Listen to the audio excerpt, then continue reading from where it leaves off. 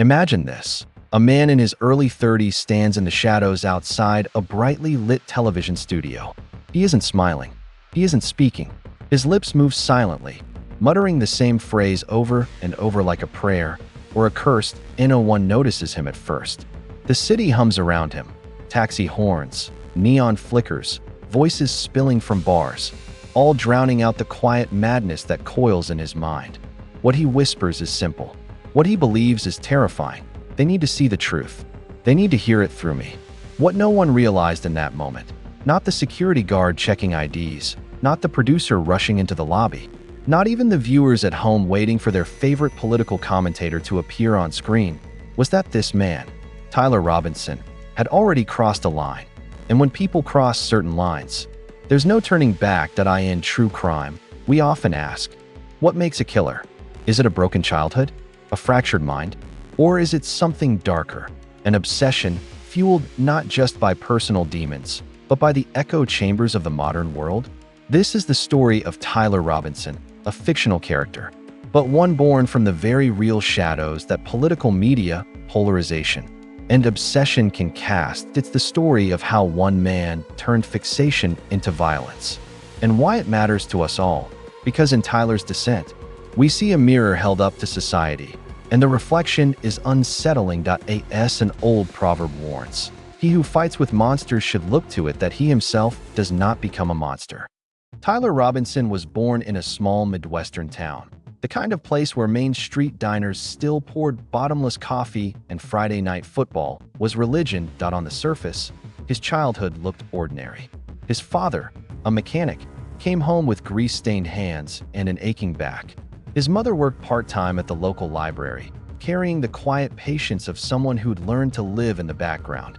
But the Robinson household wasn't harmonious. His parents lived on opposite ends of the political spectrum, and their debates, once spirited, grew into arguments that could split the dinner table like a fault line. Tyler, the only child, sat in silence as voices rose. Utensils clattered, and his father's fist sometimes slammed the table. Words became weapons in his home. And Tyler learned early that words had power, not to heal, but to hurt, to divide, to dominate. One teacher would later recall. He was quiet, almost invisible, but when he did speak, it was sharp, like he wanted to cut you with his sentences. By the time Tyler reached high school, the internet was no longer just a tool, it was a battlefield. He spent long nights hunched over an old desktop computer in the basement, scrolling through forums, blogs, and eventually video platforms where politics became entertainment. That he found a strange sense of belonging there. Anonymous usernames cheered him when he mocked someone. Threads lit up when he posted rants. For a boy who felt unseen in real life, digital arguments became his proof of existence. Better to be hated than ignored, he once scribbled in a notebook margin. Dramatic pause, but obsession rarely starts with a scream. It starts with a whisper. And Tyler's whispers grew louder with every video he watched, every debate he consumed, every new figure he either idolized or despised. In college, Tyler's world narrowed. He failed classes, lost friends, and drifted through jobs he couldn't keep. But his commitment to online political battles never wavered. Some nights, he sat for hours replaying speeches of conservative commentators. One name came up often: Charlie Kirk, the real-world founder of Turning Point USA, known for fiery campus debates and an ever-growing media presence. For most viewers, Kirk was just another talking head in the endless cable churn. For Tyler, he was both a symbol and an obsession, not because he loved him, not because he hated him, but because Kirk represented something bigger, the enemy he could measure himself against. Without an enemy, a man loses his purpose, Tyler later wrote in a diary. And purpose was the one thing he craved. Neighbors described Tyler as strange, but not dangerous. He waved sometimes. He helped shovel snow once or twice. But behind his apartment door, the walls closed in. Piles of newspapers. Sticky notes scrawled with fragmented sentences. A corkboard littered with screenshots and headlines. A single thread connected it all. The belief that media was lying to the people. That public figures, like Kirk, were pulling strings. It's worth pausing here. Because Tyler Robinson didn't wake up one day and decide to cross a line. He drifted toward it, step by step, fueled by obsession and isolation. Until reality itself bent around his delusions, as one psychologist famously said, "A man is not destroyed by his enemies, but by the emptiness inside himself." And Tyler's emptiness was a void that nothing could fill. It started small. A spray-painted slogan on a billboard outside town, a slash poster at a political rally, anonymous threats sent to inboxes that one traced it back to him. Not then, but each act gave Tyler a rush, a sense of control, the feeling that he could silence the voices he despised. And silence, to Tyler, was power. Investigators would later piece together his early writings. One line stood out: "They speak too loudly. If I take away their stage, maybe the world will finally hear me." What no one realized then, not his neighbors, not his co-workers, not even the local police who dismissed vandalism as petty crime, was that Tyler Robinson was already rehearsing for something bigger, something louder, something far more dangerous. Because for Tyler, words were no longer enough. He wanted his silence to be deafening, and soon, it would be. Inside his apartment, investigators would later find dozens of spiral-bound notebooks, each one filled cover to cover with cryptic sentences, Bible verses, and chilling one-liners that read more like manifestos than journal entries. One page contained a single sentence, written so many times the paper nearly tore. On the first day, he said, "Let there be light." Another notebook, found under his bed, detailed dates, locations, and names of political media events, rallies, debates, live shows. What struck investigators most wasn't just the content. It was the order. Tyler wasn't rambling. He was organizing, calculating. One detective later remarked, "It wasn't madness spilling onto the page. It was a plan." To Tyler, Charlie Kirk wasn't just a man on a screen. He was a symbol, the living embodiment of everything Tyler believed was wrong with America's media machine. But here's the chilling part. Tyler never once wrote Kirk's name in his notebooks. Not once. Instead, he called him the voice. Sometimes the stage. Other times simply him. Because for Tyler, this wasn't about the man himself. It was about what he represented. Influence, attention, control. As one of his scribbled lines read, "If you want to silence the message, you must first silence the stage." Tyler began to rehearse every Friday night. He drove 2 hours into the city, parked near the broadcasting district, and watched the flow of people entering and exiting the glowing buildings. He took notes, times, guard shifts, camera angles. He started wearing different clothes, once a delivery uniform, another time a suit jacket. He wanted to test how invisible he could make himself, and nobody noticed him. Not the guards, not the producers rushing with coffee cups, not the interns fumbling with clipboards. He was just another shadow among many. And each time he left, he felt stronger, closer. Ironically, as Tyler prepared to make the loudest move of his life, he went quiet online. The once active accounts, filled with debates and taunts, fell silent. No new posts, no angry rants. First, no one noticed. And then, in hindsight, everyone noticed. It was the quiet before the storm.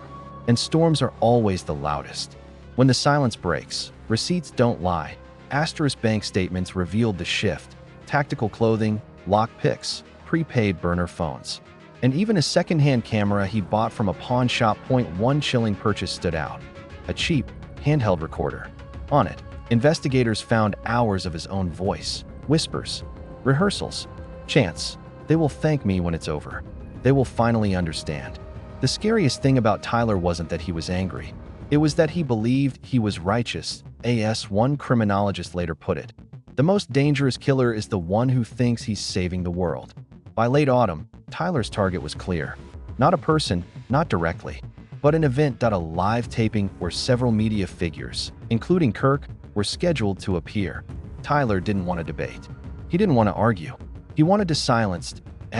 He mapped the building's exits, tested the security doors, and even left small scratches on a back lock to see if anyone would notice. No one did.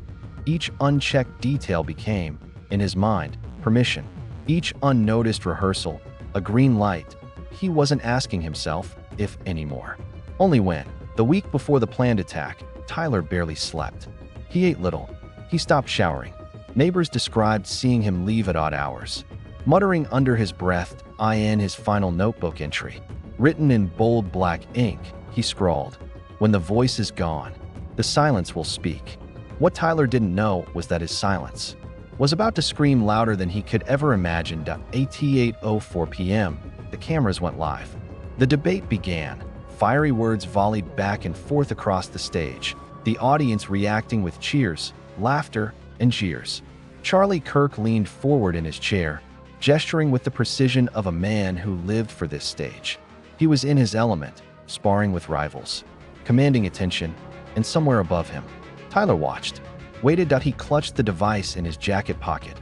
Not a gun, but something far stranger, a crude signal jammer rigged with wires, batteries, and taped antennas. To Tyler, this was his weapon, not to kill, but to silence, because to him, silence was the ultimate form of power. At 8:17 p.m., the lights flickered. At first, the audience thought it was a glitch, a momentary surge.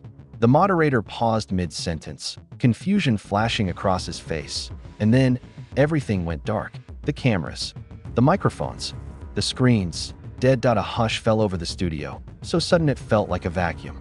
For a long, terrifying moment, there was nothing but silence, exactly as Tyler had planned. But silence doesn't last. Not in a crowd. The audience shifted, coughed, murmured. The darkness pressed in on them until someone shouted, and then another. Panic spread like fire. People rose from their seats. Stagehands scrambled with flashlights. Security rushed to the aisles. On stage, Kirk and the other panelists exchanged bewildered glances. They couldn't see the source, but they could feel it, the sense that something was wrong. And above them, Tyler smiled in the dark. "Silence can be louder than truth," he whispered to himself. But even the most meticulous plans have cracks. Tyler hadn't accounted for one thing. Backup systems. At 8:20, emergency generators kicked in. Not the full broadcast, but enough.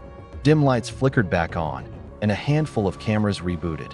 And there, caught in the grainy recovery footage, was Tyler Robinson, crouched in the rafters, clutching his device, staring down like a ghost. The silence was broken, and his face was exposed. Chaos turned to frenzy. Security surged toward the rafters, but Tyler moved fast. He dropped the jammer, scrambled down the catwalk, and disappeared into the labyrinth of backstage corridors. By the time guards reached the rafters, he was gone. Outside, the city was alive.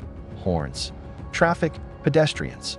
Tyler melted into it, his black cap pulled low, his heart hammering in rhythm with the chaos he'd left behind. The audience inside, it was just a blackout. To Tyler, it was proof of concept, and in his mind, proof was victory. News outlets erupted within hours. Headlines blared. Live broadcasts sabotaged. Debate blackout. Security failure. Clips of the sudden darkness spread online like wildfire. Social media churned out conspiracy theories. Was it a hack? A protest? A stage stunt? And at the center of it all, Charlie Kirk's name. Kirk himself went live the next day, condemning the incident as a cowardly attempt to silence free speech. His supporters rallied online. His critics mocked him, and the entire spectacle only amplified his platform, which, in a tragic twist, meant Tyler's silence had only made the voice louder. Within 48 hours, federal agents were on the case. Sabotaging a live broadcast wasn't just vandalism. It was federal. They traced the dropped device, pieced together its components, and followed receipts back to pawn shops and hardware stores. Security footage from earlier nights revealed a familiar figure loitering near the studio. Always in different clothes, but always the same frame. The same gait, Tyler Robinson. When they cross-referenced his ID with past addresses, the picture grew darker. Notebooks, receipts, recordings, the profile of a man obsessed. The profile of a man who had been planning for months. But Tyler wasn't finished. The blackout, in his mind, was only the beginning. A rehearsal, a message that hadn't yet been understood. He began moving between cities, sleeping in his car, using prepaid phones to record new messages. Each one carried the same chilling refrain. "You won't hear me until you can't hear anything else." For investigators, it was a race against time. They didn't know if he would escalate. They didn't know if silence was his only weapon. All they knew was that Tyler Robinson had slipped through their fingers once, and he was determined to make them listen. Weeks later, A janitor cleaning out an abandoned apartment found something under the sink, a notebook, wrapped in duct tape, marked with a single phrase on the cover, "The Last Stage." And inside was a date that hadn't yet come. Every resource shifted toward finding Tyler Robinson. FBI analysts combed through financial records.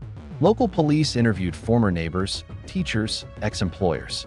Digital forensics teams scoured hard drives left behind in his abandoned apartment. The portrait that emerged was chillingly consistent.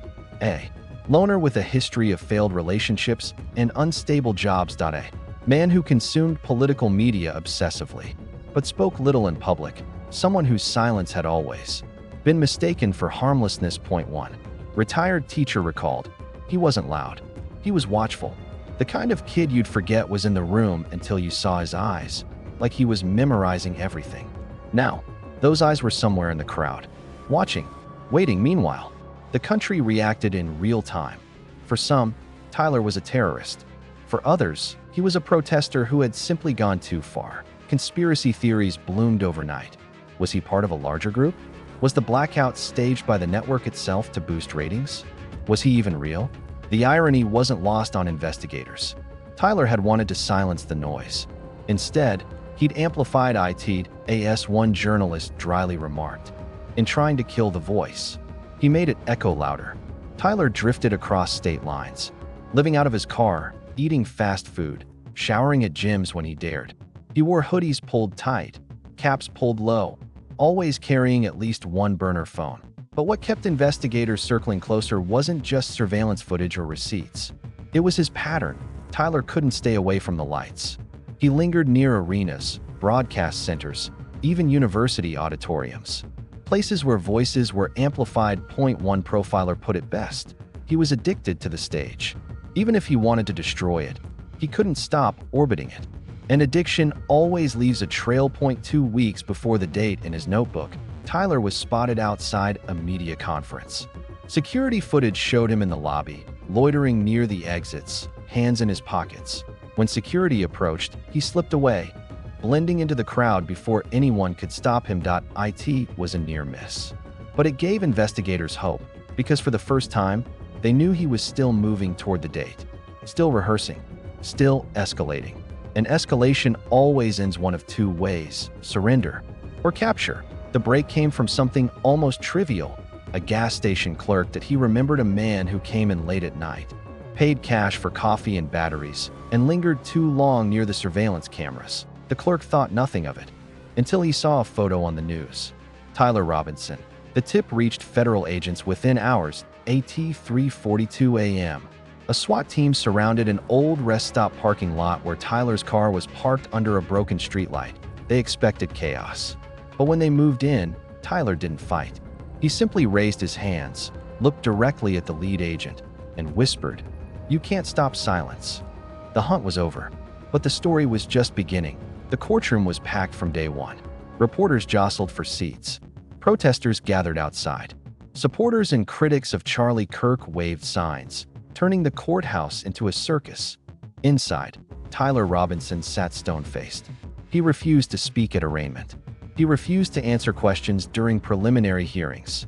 His silence was deliberate, calculated. Defense attorneys argued he was mentally ill, incapable of understanding his actions. The prosecution painted him as a radicalized extremist who'd planned his crime meticulously. Every notebook, every receipt, every recording. The evidence was damning. But what captivated the public wasn't the evidence.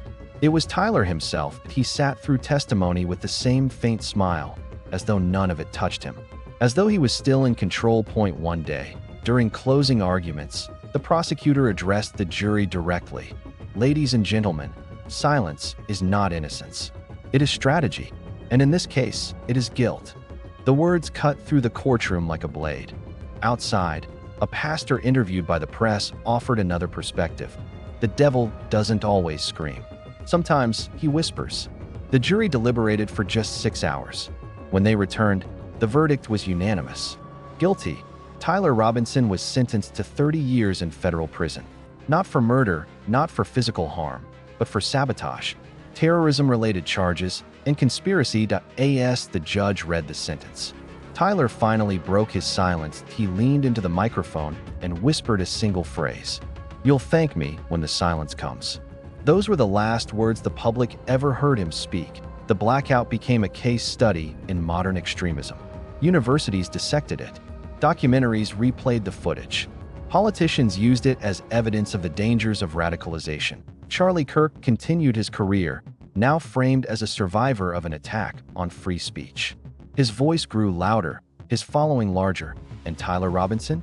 He became a ghost in a federal penitentiary, a man who had tried to erase sound, only to become a permanent echo in history. In the end, the irony was bitter. Tyler Robinson wanted silence, but what he left behind was noise that will never end. And perhaps that is the cruelest twist of all. Psychologists who studied Tyler's case pointed to a dangerous cocktail: early isolation, parental conflict, a desperate need for control, and a digital world that rewarded his every outburst. In many ways, he wasn't unique. He was the product of an environment where attention is currency and outrage is profit. As one expert explained, when a man feels invisible, he will do anything to be seen, even if it means disappearing behind bars. Tyler's silence wasn't peace. It was a scream, dressed in quiet. Charlie Kirk's presence in this story mattered less as a person and more as a symbol. He was the stage Tyler couldn't reach, the voice Tyler couldn't drown. For Tyler, the stage represented everything he lacked: influence, power, and audience. Destroying it wasn't about politics. It was about revenge, because the stage reminded him of what he would never be. A battered line in his notebook put it: "The loudest voice is the one I will never have, unless I take it away." And here lies the cruel irony. Tyler wanted silence, but what he got was noise, documentaries, podcasts, countless YouTube breakdowns of his crime. Every outlet dissected his silence until it became a roar louder than anything he could have created himself. Even Kirk, the man he thought he could erase, walked away with more followers, more airtime, more attention. In trying to silence the voice, Tyler immortalized it, and maybe that was always the outcome. A retired FBI agent summed it up: "Terrorists always misunderstand the stage. They think destroying it will end the play, but all it does is sell more tickets." A pastor offered another reflection outside the courthouse: "The silence we should fear isn't the blackout of a stage. It's the silence of neighbors, friends, and families ignoring the pain in front of them." And a professor who taught media studies added, "We've built a world where attention is oxygen, and when a man is starved long enough, he will set fires just to be noticed." Tyler Robinson never sought interviews. He never wrote a memoir. He never spoke to journalists. He lived his sentence in near total silence, declining visitors, refusing therapy, communicating only in cryptic notes to prison staff. But those who saw him said his faint smile never left, as if, even in a concrete cell, he believed the world would one day understand. In his final recorded note, smuggled out by a fellow inmate, he wrote, "Silence doesn't die. It waits. It grows. And when the world grows tired of the noise, it will remember me." It was both prophecy and delusion. What do we do with Tyler Robinson's story? Do we dismiss him as just another extremist, broken and bitter? Do we condemn him as a terrorist, nothing more? Or do we face the harder truth, that men like Tyler don't appear in a vacuum? They are grown in the silence we ignore, watered by the attention economy we've built, and harvested by the polarizing noise we consume daily. His story is fictional here, but the psychology behind it is real. And that should unsettle us, because silence, in the wrong hands, becomes as dangerous as any weapon. There's an old proverb worth remembering: "Beware the man who has nothing left to say, for he will speak with his actions instead." In the end, Tyler Robinson wanted to erase voices, but voices cannot be erased. They echo, they adapt, they survive. What he left behind wasn't silence. It was a warning, and perhaps the final word of wisdom belongs not to Tyler, not to the investigators, not to the journalists, but to us. The measure of a society is not how loud its voices are, but how well it listens to the quiet. This was the story of Tyler Robinson. Not just a man, not just a crime, but a mirror. And when we look into it, the question is simple: what do you hear in the silence? Because sometimes, silence is the loudest sound of all.